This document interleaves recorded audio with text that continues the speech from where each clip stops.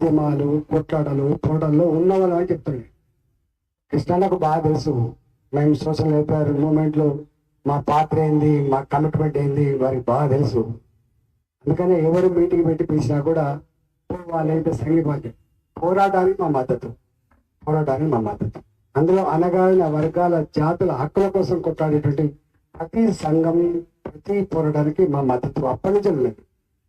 ఇప్పుడు కూడా వాస్తవంగా నేను మా వాళ్ళు పంపిస్తానంటే నువ్వు ఒకసారి వచ్చిపో అంటే నేను వచ్చాను.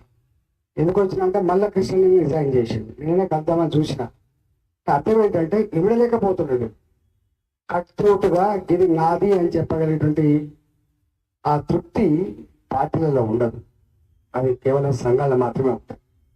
టాకి చేసి ఏదైనా మాట్లాడవచ్చు, కానీ పార్టీలలో మాట్లాడే ఆస్కారం ఉండదు. అందువల్ల నేను ఏమంటున్నా, మీరు ఒకటి ఈ మధ్య కాలంలో లోకల్ బాడీ సెలక్షన్స్లో అన్యాయం జరిగిందని బాధపడుతున్నాం. దాని విషయంలో ఎన్నికలు జరిపే ముందు ఈ చర్య జరగాలని చెప్పి ఏ ఆందోళన జరుగుతూ ఉందో సంపూర్ణంగా మేము కూడా సపోర్ట్ చేస్తున్నాం. నెంబర్ 1.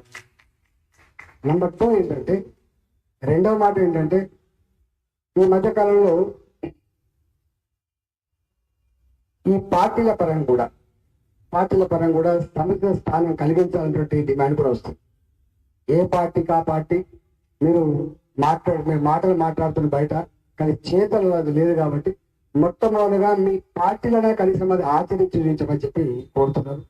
భారతీయ జనతా పార్టీ గురించి మీకు తెలుసు, అనేక సార్లు చెప్పినాం, వారి సాక్ష్యం. నాకు తెలిసి దేశంలో మొట్టమొదటిసారిగా ఓబీసీల మంత్రుల సంఖ్య ఎక్కువ ఉన్నటువంటి ఏకైక సంఘటన కూడా మోడీ గారి ప్రధానమంత్రి అయినప్పుడు 27 మంది ఓబీసీలు మంత్రులయ్యారు. ఫస్ట్ టైం 12 మంది ఎస్సీలు మంత్రులయ్యారు, 8 మంది ఎస్టీలు మంత్రులయ్యారు, ఒక 5 మంది మైనార్టీలు మంత్రులయ్యారు. మోర్ దెన్ 60% కేంద్ర క్యాబినెట్ లో అనగారిన వర్గాలకు మంత్రులు ఇచ్చినటువంటి గవర్నమెంట్ కూడా చూసి మొన్న సరే అది సెట్ అయిందా సెట్ కాలేదా పక్కకు పెడితే వారు ఒక మాట అన్నారు. స్వయంగా మోడీ గారు వచ్చి రాష్ట్రంలో మాట్లాడు, స్వతంత్రం వచ్చినప్పటి నుంచి ఇప్పటి వరకు ఒక ఓబీసీ ముఖ్యమంత్రి తెలంగాణ రాష్ట్రంలో కాలేకపోయిండు. ఒకవేళ ప్రజలు కనుక ఆదరించి ఇస్తే మేము ఓబీసీ ముఖ్యమంత్రి చేస్తామని చెప్పి ఒక ప్రకటన చేసినది పార్టీ. ఆ ప్రకటన చేసినది కాబట్టి ఇవన్నీ పార్టీ పరంగా దాని లైన్ ఏందో మీరు చూసింది. కాబట్టి తర్వాత మొన్న కూడా ఒక మీటింగ్లో వచ్చి నేను చెప్పినాను, ఈ కులగణన అనేది దేశం కంటే కూడా తమిళనాడు సంబంధించిన విషయంలో నేను చాలాసార్లు రాములు గారు మేము పార్టీలో చర్చించి వాళ్ళకి ఎట్లా సాధ్యమైంది మనకెంత సాధ్యమైంది చాలాసార్లు చర్చించడం. దీన్ని అంతా తెలుసుకున్న తర్వాత అనిపించింది, ఏ రాష్ట్రానికి ఆ రాష్ట్రం మా రాష్ట్రం యొక్క కంపోజిషన్ ఇది. Telangana is nothing but state of weaker sections అని చెప్పి మాటలు చెప్పడం కాదు, దానికి అనుగుణంగా లెక్కలు తీయాల్సిన ఎక్కడ ఉందని చెప్పి మేము చాలాసార్లు చెప్పినాం. చెప్పిన వాళ్ళకు చెప్పే మాటకు చేసే పనికి పొంతన ఉందా లేదా ఇప్పుడు ఆ డెప్త్కు పోను. కానీ ఒకటి మాత్రం సత్యమైనట్టే, నేను మొన్న కూడా చెప్పిన మళ్ళీ చెప్పిన, కొన్ని కులాలు ఒక్కొక్క రాష్ట్రం ఒక్కొక్క రకంగా ఉంది. మనం చెప్పిన వెలమ ఇక్కడ ఓసీ, వెలమ ఆంధ్రలో బీసీ, వెలమ మహారాష్ట్రలో ఎస్సీ. ఒకటే వెలమ ఇన్ని రకాలు చుట్టాలు ఈ అంకిసంలో ఉంటారు.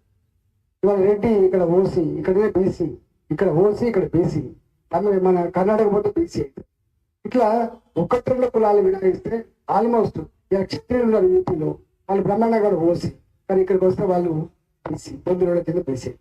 కానీ దేశంలో అనేక కులాలు, అలా రజకులు ఉన్నారు, అలా నాయి బ్రాహ్మణులు ఉన్నారు, ఇవన్నీ ఉన్నాయి. కాబట్టి నేను అంటున్నా, జనగణన సంపూర్ణంగా ఆయా రాష్ట్రాలలో చేసి మా రాష్ట్రంలో ఉన్నటువంటి కులాలకి ఎన్ని, వాళ్ళ జనాభాకి ఎంత, ఇట్లా ఎస్సీల పాపులేషన్కి ఎంత, ఇప్పటికున్న పరిస్థితుల్లో ఎస్టీల పాపులేషన్కి ఎంత, ఓబీసీల పాపులేషన్కి ఎంత, మిగతా వాళ్ళ పాపులేషన్ తెలిస్తే తప్పకుండా కోర్టులు కూడా అడ్డు చెప్పేటువంటి ఆస్కారం లేదని చెప్పి తమిళనాడు ఉదంతాన్ని చదివిన వాడిగా చెప్తున్నాను. తమిళనాడు చదువుకున్న వాడిని, తమిళనాడు పోయినా మేము స్టడీస్ ఇచ్చాను కాబట్టి చెప్తాను.